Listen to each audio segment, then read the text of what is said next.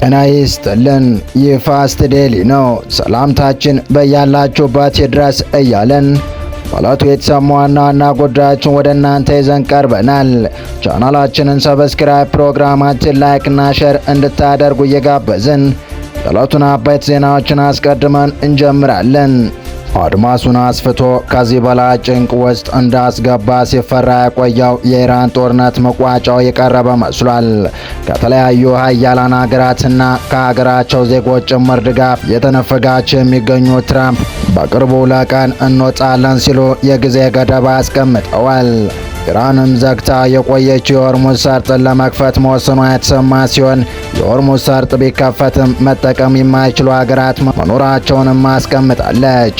ኢራንና አሜሪካ አንዴ ሰላም ጭላንጭል አንዴ ደግሞ አስፈሪ ጥቃቶችን እያደረጉ በሚገኝበት በዚህ ጊዜም ቻይናና ፓኪስታን ሌላ ዓለምን እፎይ ሊያስብል የሚችል የሰላም አማራጭ ቀርቧል። የሰላም እቅድ የማይሳካ ከሆነ ግን ወደ ለየለት ጦርነት ሊገባ እንደሚችልም እየተነገረ ይገኛል። የቀረበው ባለ 5 ነጥብ የሰላም እቅድ ምንድነው የሚለውንና ሌሎችን እንዲሁም ህዳሴ ግድብ አቅራቢያ ስለተከበበው የግብጽ ጦርና ስለቀረበለት አማራጭ አክለን በዝርዝር ይዘን ተገኝተናል። እስከ ፍጻሜው አብራችሁን ቆዩ። የአሜሪካው ፕሬዝዳንት ዶናልድ ትራምፕ አሜሪካ የኢራንን ጦርነት በሳምንት ውስጥ የማጠናቀቅ ፍላጎት እንዳላት ጠቆሙ። ስምምነት ላይ ባይደርስም ውሳኔዎችን እናሳልፋለን ያሉት ፕሬዝዳንቱ በቅርቡ ለቀን እንወጣለን በማለት ተናግረዋል። ምናልባት በ2 ሳምንታት ምናልባትም በ3 ሳምንታት ውስጥ ሲሉም ለጋዜጠኞች ተናግረዋል። ኢራን ከስምምነት መድረስ እንዳለባት ሲያስጠነቅቁ የቆዩት ትራምፕ የኢራን ባለስልጣናት ከኔ ጋር ስምምነት መፈጸም አይጠበቅባቸውም በማለት ከወትሮ የተለየ አስተያየት ሰጥተዋል። የኢራን የውጭ ጉዳይ ሚኒስትር አባስ አርግቼ በበኩላቸው ከአሜሪካ ጋር የመልእክት ልውውጦች እንደሚያደርጉ ጠቁመዋል። አራጊቼ እውነታው አሜሪካ በኢራን ካለ የትኛውም ወገን ጋር እየተደራደረች አይደለም ብለዋል። ከልዩ መልእክተኛ ስቲቭ ዊትኮፍ መልእክት ይደርሰኛል፣ ያ ማለት ድርድር አለ ማለት አይደለም ሲሉ ተናግረዋል። ሚኒስትሩ ግንኙነት አለ ግን ድርድር የለም በማለት ኢራን ድርድር በተመለከተ ያሳለፈችው ውሳኔ እንደሌለ ተናግረዋል። ኢራን ከአሜሪካ ያቀረበላትን የ15 ነጥብ የሰላም እቅዶች ቢደርሷትም ውድቅ አድርገዋለች ነው የተባለው። ይህ በእንዲህ እንዳለ ሆርሙዝ ወሽመጥ እንደሚከፈት ነገር ግን ለአሜሪካ ለእስራኤልና ለደጋፊዎቻቸው ዝግ እንደሚሆን የኢራን ፕሬዝዳንትና የአገሪቱ ፓርላማ የብሔራዊ ደህንነት ኮሚቴ ሰብሳቢ ተናገሩ።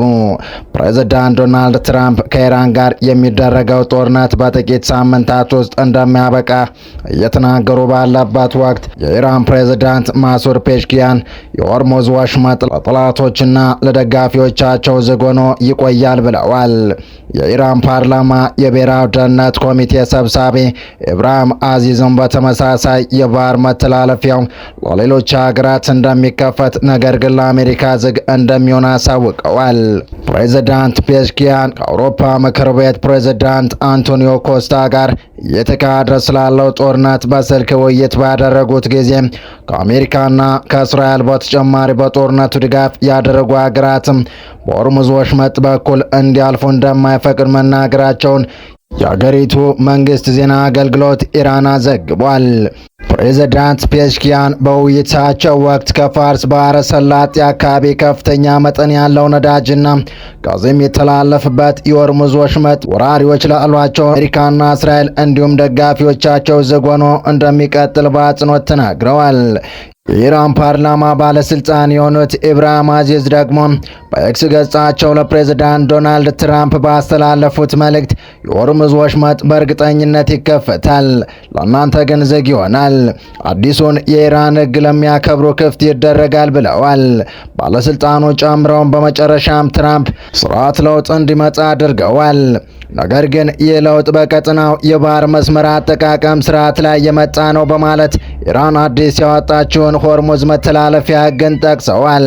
የኢራን ፓርላማ የብሔራዊ ደህንነት ኮሚቴ ሰኞ ዕለት ሆርሙዝን ሙሉ ለሙሉ በኢራን መንግስት ቁጥጥር ስር የሚያስገባና በወሽመጡ በኩል የሚተላለፉ መርከቦች ለኢራን ክፍያ እንዲፈጽሙ የሚያደርግ ሕግ ማውጣቱን ፋርስ የዜና ወኪል ዘግቧል።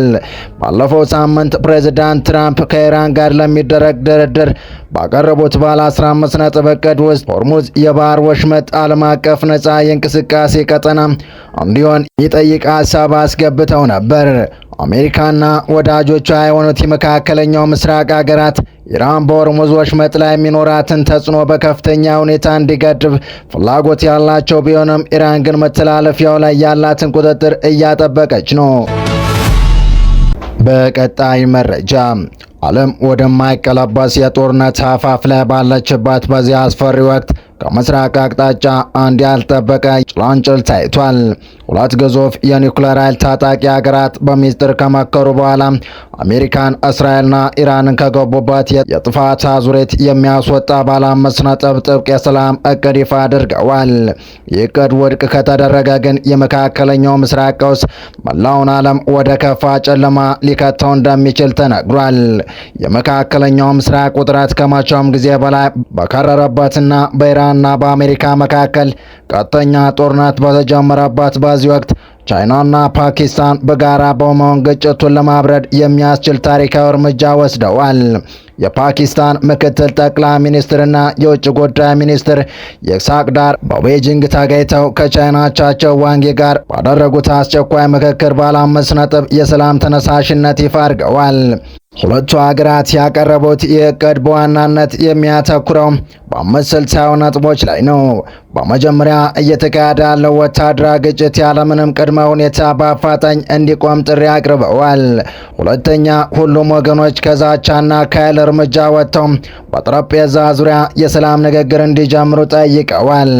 ሶስተኛውና ወሳኙ ነጥብ ደግሞ በንጹሃን ዜጎችና እንደ ኃይል ማመንጫ ባሉ የሲቪል መሰረተ ልማቶች ላይ የሚሰነዘሩ ጥቃቶች በአፋጣኝ እንዲቆሙ አሳስበዋል። በተጨማሪም የዓለም የንግድና የነዳጅ መስመር የሆነው የሆርሙዝ ሰርጥ ደህንነት ተጠብቆ ለንግድ መርከቦች ክፍት እንዲሆንና ዓለም አቀፍ የባህር ኃይል ሕጎች እንዲከበሩ ጥብቅ ማሳሰቢያ ሰጥተዋል። ይህ ሰላም ጥሪ በዋናነት ኢላማ ያደረገው በአሁኑ ወቅት በአሜሪካና በኢራን መካከል ያለውን ውጥረት ለማርገብ ሲሆን ፓኪስታን በዚህ ሂደት ውስጥ እንደ ዋና አደራዳሪነት ሚናን እየተጫወተች ትገኛለች። ቻይና በበኩሏ የፓኪስታን የሽምግልና ጥረት በይፋ የደገፈች ሲሆን በቀጣይ ሂደቶች ላይም በጋራ ለመስራት ተስማምታለች። ኢራን ለዚህ የሰላም ተነሳሽነት በጎ ምላሽ መስጠቷን ዘጋርዲያን በዘገባው አመላክቷል። አሜሪካና እስራኤል ለዚህ ከምስራቅ ለቀረበው የሰላም ግብዣ ምን ይሰጣሉ የሚለው ጉዳይ እየተጠበቀ ነው። ወደ ሌላኛው መረጃ ተሻገርን። ታላቁ የህዳሴ ግድብ አቅራቢያ የሚገኝ የግብጽ ጦር በሱዳን ታጣቂዎች ተከበበ። አንድ አማራጭ ብቻ ቀርቦለታል።